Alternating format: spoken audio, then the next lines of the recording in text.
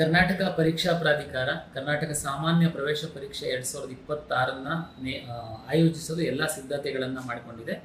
22ನೇ ತಾರೀಕು ಇಂದು ಕನ್ನಡ ಪರೀಕ್ಷೆ ನಡೀತಾ ಇದೆ. ಮತ್ತು ನಾಳೆ ನಾಡಿದ್ದು 23, 24 PCMB 4 ವಿಷಯಗಳಲ್ಲಿ ನಾವು CET ಪರೀಕ್ಷೆಯನ್ನು ನಡೆಸ್ತಾ ಇದ್ದೀವಿ. ರಾಜ್ಯದ 745 ಪರೀಕ್ಷಾ ಕೇಂದ್ರಗಳಲ್ಲಿ ನಾವು ಎಲ್ಲ ವ್ಯವಸ್ಥೆಯನ್ನು ಮಾಡ್ಕೊಂಡಿದ್ದೀವಿ. ಸುಮಾರು 20,000 ಸಿಬ್ಬಂದಿಗಳು ಬೇರೆ ಬೇರೆ ಹಂತದಲ್ಲಿ ಇನ್ವಿಜಿಲೇಟರು, ಫಿಸ್ಕಿಂಗು, ಪೊಲೀಸು, ಭದ್ರತೆ ಇದರಲ್ಲೆಲ್ಲ ಸಿಬ್ಬಂದಿಗಳು ತೊಡಗಿಸ್ಕೊಂಡಿದ್ದಾರೆ. ಎಲ್ಲ ಪರೀಕ್ಷಾ ಕೇಂದ್ರಗಳಲ್ಲಿ ನಾವು CCTV ಕ್ಯಾಮ್ರಾಗಳನ್ನು ಅಳವಡಿಸಲಾಗಿದೆ. ಜಿಲ್ಲಾ ಮಟ್ಟದಲ್ಲಿ ಮಾನ್ಯ ಮುಖ್ಯ ಕಾರ್ಯನಿರ್ವಹಣಾಧಿಕಾರಿಗಳ ನೇತೃತ್ವದಲ್ಲಿ ಅದನ್ನು ಲೈವ್ ಮಾನಿಟರಿಂಗ್ ಮಾಡುವಂಥದ್ದಕ್ಕೆ ಯಾವುದೇ ರೀತಿಯ ಅಕ್ರಮಗಳು ನಡೆದಿಲ್ದಿರೋ ಥರ ಮಾನಿಟರ್ ಮಾಡ್ತಾ ಇದ್ದಾರೆ. ಇನ್ನು ಬೆಂಗಳೂರಲ್ಲೇ ಇರುವಂತಹ ಎಲ್ಲ ಪರೀಕ್ಷಾ ಕೇಂದ್ರಗಳಿಗೆ ನಾವು KA ಇಂದನೇ ಲೈವ್ ಸ್ಟ್ರೀಮಿಂಗ್ ಮಾಡ್ತಾ ಇದ್ದೀವಿ.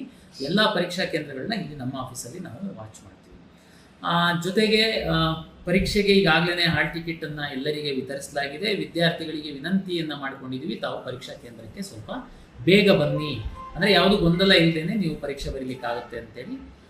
ಹಾಗೂ ಇಂಪರ್ಸನೇಷನ್ ಅಂದರೆ ಬೇರೆ ಅಭ್ಯರ್ಥಿಗಳ ಪರವಾಗಿ ಬೇರೆ ಹೋಗುವಂಥದ್ದು ಇಂಥದ್ದೇ ಎಲ್ಲದನ್ನು ತಪ್ಪಿಸ್ಲಿಕ್ಕೆ ನಾವು 100% ಅವರು ಅರ್ಜಿ ಹಾಕಿರುವಂತಹ ಸಂದರ್ಭದಲ್ಲಿ ಅಪ್ಲೋಡ್ ಮಾಡಿರುವ ಫೋಟೋವನ್ನು ಆಧರಿಸಿ ಮೊಬೈಲ್ ಆ್ಯಪ್ ಮೂಲಕ ಅವ್ರನ್ನ ಪರಿಶೀಲನೆಗೊಳಪಡಿಸ್ತೀವಿ. ಅವರು ಅದೇ ವಿದ್ಯಾರ್ಥಿ ಪರೀಕ್ಷೆ ಬರೀಲಿಕ್ಕೆ ಬಂದಿದ್ದಾರೆ ಅನ್ನುವಂಥದ್ದನ್ನು ಖಾತ್ರಿಪಡಿಸ್ಕೊಂಡು ನಾವು ಪರೀಕ್ಷಾ ಕೇಂದ್ರದೊಳಗಡೆ ಅವರನ್ನು ನಾವು ಬಿಡ್ತೀವಿ.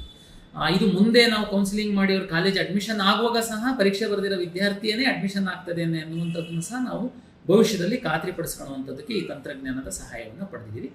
ನಾವು ರಾಜ್ಯದಲ್ಲಿ ಕೆಲವು ಸೂಕ್ಷ್ಮ ಪರೀಕ್ಷಾ ಕೇಂದ್ರಗಳಂತೇಳಿ ಗುರುತಿಸಿ ಅಲ್ಲಿ ಜಾಮರ್ಗಳನ್ನು ಸಹ ನಾವು ಅಳವಡಿಸಿದ್ದೀವಿ. ಹಾಗಾಗಿ ನ್ಯಾಯಯುತವಾಗಿ ಪಾರದರ್ಶಕವಾಗಿ ಪರೀಕ್ಷೆ ನಡೆಸಲಿಕ್ಕೆ ಬೇಕಾಗಿರುವಂತಹ ಎಲ್ಲ ಸಿದ್ಧತೆಗಳನ್ನು ಪರೀಕ್ಷಾ ಪ್ರಾಧಿಕಾರ ಮಾಡಿಕೊಂಡಿದೆ. ಸೂಕ್ಷ್ಮ ಪರೀಕ್ಷಾ ಕೇಂದ್ರಗಳಲ್ಲಿ ಜಾಮರ್ ಅಳವಡಿಸ್ತಾ ಇದ್ದೀವಿ. ನಾವು ಯಾವ್ಯಾವುದು ಪರೀಕ್ಷಾ ಕೇಂದ್ರದಲ್ಲಿ ಅಳವಡಿಸ್ತೀವಿ, ಯಾವ್ಯಾವುದರಲ್ಲಿ ಅಳವಡಿಸಲ್ಲ ಅನ್ನುವಂಥದ್ದನ್ನು ನಾವು ಡಿಸ್ಕ್ಲೋಸ್ ಮಾಡೋದಕ್ಕಾಗಲ್ಲ. ಬಟ್ ನಾವು ಅದು ಒಂದು ನಮ್ಮ ಹಿಂದಿನ ಇನ್ಸಿಡೆಂಟ್ಗಳ ಆಧಾರದ ಮೇಲೆ ನಾವು ಪಟ್ಟಿ ಮಾಡಿ ತಮಗೆಲ್ಲ ಗೊತ್ತಿರುವಂತೆ ಜಾಮರ್ ಅಳವಡಿಸುವಂತಹ ಜವಾಬ್ದಾರಿಯನ್ನು ನಮ್ಮ ESIL ಅವರಿಗೆ ಕೊಟ್ಟಿರುವಂಥದ್ದಿದೆ. ಅವರಿಗಾಗಲೇ ಇನ್ಸ್ಟಾಲೇಷನ್ ಶುರು ಮಾಡಿದ್ದಾರೆ. ಹಾಗಾಗಿ ಆ ಪರೀಕ್ಷಾ ಕೇಂದ್ರಗಳಲ್ಲಿ ಯಾವುದೇ ಮೊಬೈಲ್ಗಳು ಸಹ ವರ್ಕ್ ಆಗಲ್ಲ. ಸರ್, ಈಗ OMR ಸೀಟ್ಗಳಲ್ಲಿ ಪ್ರತಿ ಬಾರಿ ವಿದ್ಯಾರ್ಥಿಗಳಿಗೆ ತರಬೇತಿ ಕೊಟ್ಟರು ಕೆಲವೊಮ್ಮೆ ರಾಂಗ್ ಶೇಡೆಡ್ ಆಗುವಂಥದ್ದು ಇರುತ್ತೆ. ಸೊ ಈಗ ಅದಕ್ಕೇನಾದರೂ ಮೊದಲೇನಾದ್ರು ಪರೀಕ್ಷಾ ಆರಂಭದಕ್ಕಿಂತ ಮೊದಲು ಏನಾದರೂ ಅವ್ರಿಗೆ ಹೇಳ್ತೀರಾ? ತಮಗೆಲ್ಲ ಗೊತ್ತಿರುವಂತೆ ರೆಗ್ಯುಲರ್ ಪರೀಕ್ಷೆ ಬರೆಯೋದಕ್ಕೂ ಈ CET ಪರೀಕ್ಷೆ ಮತ್ತು ಕಾಂಪಿಟೇಟಿವ್ ಎಕ್ಸಾಮ್ ಬರೆಯೋದು OMR ಬೇಸ್ಡ್ ಇರುತ್ತೆ. ತಾವು ಶೇಡ್ ಮಾಡುವಂಥದ್ದು ಭಾಳ ಇಂಪಾರ್ಟೆಂಟ್ ಇರುತ್ತೆ. ಈಗಾಗಲೇ ನಾವು ಕಳೆದ ವರ್ಷ ಕಾಲೇಜ್ಗಳಿಗೆ OMRನ್ನೇ ಕೊಟ್ಟು ತರಬೇತಿ ಮಾಡಿಸಿದ್ವಿ. ಈ ಸರಿ ನಾವು ಹಾಲ್ ಟಿಕೆಟ್ ಜೊತೆಗೆ ಒಂದೊಂದು OMRನ ಎಲ್ಲ ವಿದ್ಯಾರ್ಥಿಗಳಿಗೆ ಕಳಿಸ್ಕೊಟ್ಟಿದ್ದೀವಿ. ನನ್ನ ವಿದ್ಯಾರ್ಥಿಗಳಲ್ಲಿ ವಿನಂತಿ ಮಾಡುವಂಥದ್ದು, ತಾವು ಅದನ್ನು ಪ್ರಾಕ್ಟೀಸ್ ಮಾಡಿ ತಾವು ಪರೀಕ್ಷಾ ಕೇಂದ್ರಕ್ಕೆ ಬನ್ನಿ ಅಂತನ್ನುವಂಥದ್ದು. ಏಕೆಂದರೆ ಮೊದಲ ದಿವಸ ನಾವು ಕಳೆದ ವರ್ಷಗಳಲ್ಲಿ ನೋಡಿದರೆ ಮೊದಲ ದಿನದ ಪರೀಕ್ಷೆಯಲ್ಲಿ 10% ವಿದ್ಯಾರ್ಥಿಗಳು OMR ಬಬಲ್ ಮಾಡುವಂಥ, ಶೇಡ್ ಮಾಡುವಂಥ ಸಂದರ್ಭದಲ್ಲಿ ರಿಜಿಸ್ಟರ್ ನಂಬರು, ವರ್ಷನ್ ಕೋಡ್ ಎಲ್ಲ ತಪ್ಪು ಮಾಡಿರ್ತಾರೆ. ಅದರಿಂದ ನಾವು ರಿಸಲ್ಟನ್ನು ಜನರೇಟ್ ಮಾಡುವಂಥದ್ದು ಕಷ್ಟ ಆಗುತ್ತೆ. ಹಾಗಾಗಿ ವಿದ್ಯಾರ್ಥಿಗಳು ಪ್ರಾಕ್ಟೀಸ್ ಮಾಡಿ ಬರಬೇಕು ಅನ್ನುವಂಥದ್ದೊಂದು. ಎರಡನೇದು, ತಾವು ಕ್ವಶನ್ ಪೇಪರ್ನ ಕೊಟ್ಟು ತಾವು ಅಧಿಕೃತ ಪರೀಕ್ಷೆ ಬರೆಯೋದಕ್ಕೆ ಶುರು ಮಾಡೋದಕ್ಕಿಂತ ಪೂರ್ವದಲ್ಲಿ ನಾವು OMR ಕೊಡೋದ್ರಿಂದ ತಾವು ಸಮಾಧಾನವಾಗಿ CET ರಿಜಿಸ್ಟರ್ ನಂಬರು, ತಮ್ಮ ನೇಮು ಮತ್ತು ಪ್ರಶ್ನೆ ಪತ್ರಿಕೆಯ ವರ್ಷನ್ ಕೋಡನ್ನು ತಾವು ಸರಿಯಾಗಿ ಬರೀಬೇಕು ಅಂತನ್ನುವಂಥದ್ದು ನನ್ನ ವಿನಂತಿ. ಸರಿ, ಈ ಬಾರಿ ಎಷ್ಟು ವಿದ್ಯಾರ್ಥಿಗಳು ನೋಂದಣಿಯಾಗಿದ್ದಾರೆ? ಪರೀಕ್ಷಾ ಕೇಂದ್ರಗಳ ಸಂಖ್ಯೆ ಎಷ್ಟು? ಒಟ್ಟು 3,30,400 ವಿದ್ಯಾರ್ಥಿಗಳು ಈ ಸರಿ ಪರೀಕ್ಷೆ ಬರೆಯುವಂಥದ್ದಕ್ಕೆ ನೋಂದಣಿಯನ್ನು ಮಾಡಿಕೊಂಡಿರುವಂಥದ್ದು. ಇಲ್ಲಿವರೆಗೆ ಈಗಾಗಲೇ ನಮಗೆ ಸುಮಾರು 2,85,000ಕ್ಕೂ ಹೆಚ್ಚು 3 ಲಕ್ಷದಷ್ಟು ವಿದ್ಯಾರ್ಥಿಗಳು ಈಗಿನ ಲೇಟೆಸ್ಟ್ ಮಾಹಿತಿ ಪ್ರಕಾರ ಡೌನ್ಲೋಡ್ ಮಾಡಿದ್ದಾರೆ.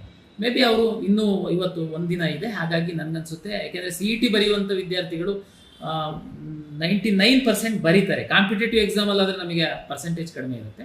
ಮತ್ತು ಕೆಲವು ಲಾಸ್ಟ್ ಇಯರ್ ನನ್ನ ಅನುಭವದಲ್ಲಿ ಇರೋದಾದರೆ ಕೆಲವು ವಿದ್ಯಾರ್ಥಿಗಳು 1-2 ಸಬ್ಜೆಕ್ಟ್ ಫೇಲ್ ಆದಂಥವರು, ನಂದು CET ಬರೆಯೋದು ಏನು ಪ್ರಯೋಜನ ಇಲ್ಲ ಅಂತೇಳಿ ಹಂಗೆ ಮಾಡಬಾರ್ದು. ಯಾಕೆಂದರೆ PUC 2ನೇ ಪರೀಕ್ಷೆ ಬರೆದು ತಾವು ಪಾಸ್ ಆಗ್ತೀರಾ, ಆ ರಿಸಲ್ಟನ್ನು ಸಹ ನಾವು ನಮ್ಮ ಫಲಿತಾಂಶಕ್ಕೆ ಪರಿಗಣಿಸೋದ್ರಿಂದ ಯಾರಾದರೂ 1-2 ಸಬ್ಜೆಕ್ಟಲ್ಲಿ ಫೇಲ್ ಆಗಿದ್ದು 2ನೇ ಪರೀಕ್ಷೆ ಬರೀತಿದ್ದವ್ರು ಸಹ ನಮ್ಮ CET ಪರೀಕ್ಷೆಯನ್ನು ಬರೀರಿ, ನಂತರ ತಾವು 2ನೇ ಪರೀಕ್ಷೆಯನ್ನು ಬರೆದು ಪಾಸ್ ಆದರೆ ಸಹ ಆ ರಿಸಲ್ಟ್ ಅನ್ನು ತಗೊಂಡು ನಾವು ರಿಸಲ್ಟ್ ಅನ್ನು ಗರಿಷ್ಠ ಅಂಕವನ್ನು ಕ್ಯಾಲ್ಕುಲೇಟ್ ಮಾಡಿ ಖಂಡಿತ ನಾವೀಗ ಬೆಸ್ಟ್ ಆಫ್ 2ನೇ ಕ್ಯಾಲ್ಕುಲೇಟ್ ಮಾಡಿ ನಾವು CET ರ್ಯಾಂಕ್ ಕೊಡುವಂಥದ್ದು.